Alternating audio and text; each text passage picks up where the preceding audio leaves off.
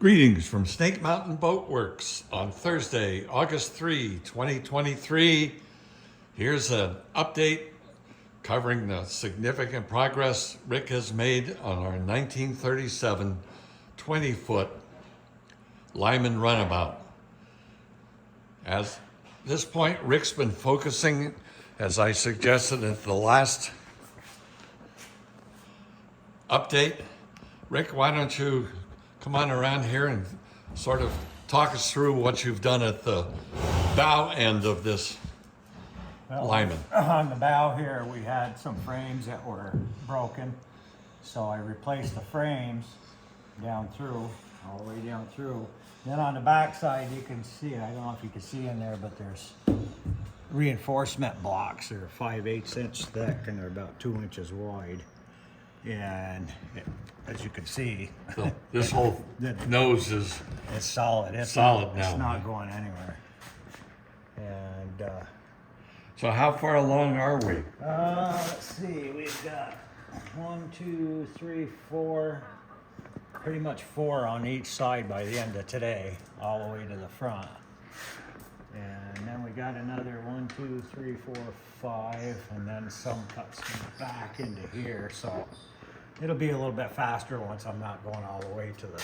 That's right. And these are particularly tough up here because each one it continues to be unique, right? Yes, every one of them. It changes every one. So does it change it by a pattern, or is it just everyone's totally different? It's just everyone's totally different. And as you get up in further, as you can see, the way these are designed, and it comes out and it's back here, it's almost like horizontal. I mean, vertical up and down. Okay. So instead of the grooves being narrowed down here, Yeah. they're thicker. They're about, they end up about 3/8 of an inch towards the top. So except for on these ends here where it goes in, Right. which is more block planing and sanding. But Right. So to get it. you rough cut each one and then dry fit it? Yep. And then multiple coats of CPES? Yeah, and then right here on the keel, Yeah. down through on the gripe, and on the transom, you Yeah. gotta put 5200 to lock it in, Okay. and then the rest of it gets the thick Sulflex. And then once you've got it all together, we're going to hit it with CPES, a couple coats again. Yep, and then it'll get faired, and Then we'll fair it with 3M Premium Marine Filler. Friends, I've had several calls this week of people who have tried to use 3M 5200 to fill countersinks. I can tell you that the calls had one thing in common. Oh my God, I've got such problems now. That 5200 just turns to stone, but as soon as I start trying to sand it, I have nothing but trouble.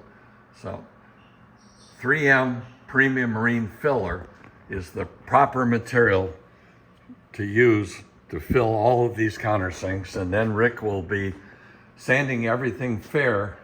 I would say within another week, we should be pretty like close. I say, once we get back into here where everything's solid, Right. and pretty much out of the water, I mean, it's gonna go faster. Yeah. Well, that's the starboard side. Here's the port side. You can see Rick's had to do much of the same thing. Most of these frames were just, not only were the strakes cooked, the cooking kept going right to the inside. The happy part is the stem, knee, and gripe are all still solid, so we don't have to invade that area at all. So we know where to find Rick, and we want to thank him for all the hours he's put into bringing this very special Lyman back to the point where she can be in the water, not leak, not fall apart as she would have if this boat had been put in the water this year. And she'll be, I'm hoping, before the end of this season, her owner can launch her again.